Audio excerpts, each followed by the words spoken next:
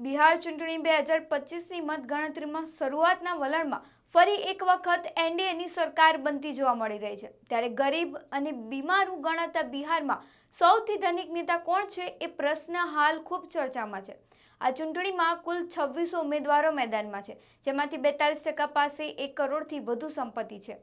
ADR report મુજબ 2025ની ચૂંટણીમાં દરેક ઉમેદવારની સરેરાશ સંપત્તિ 3.35 કરોડ નોંધાઈ છે। આ પૈકી સૌથી ધનિક ઉમેદવારની કુલ સંપત્તિ 368 કરોડ છે। આ સૌથી ધનિક ઉમેદવાર છે રણકૌશલ પ્રતાપસિંહ, જેને ગુડ્ડુસિંહ તરીકે પણ ઓળખવામાં આવે છે। પશ્ચિમ ચંપારણની લોરિયા સીટ પરથી વીઆઈપી પાર્ટીના ઉમેદવાર તરીકે તેમણે ચૂંટણી ફોર્મ ભર્યું છે।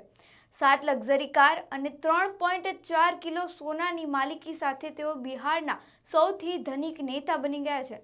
ગરીબ રાજ્ય બિહારમાં આવા અબજોપતિ ઉમેદવાર ચર્ચાનું કેન્દ્ર બન્યા છે।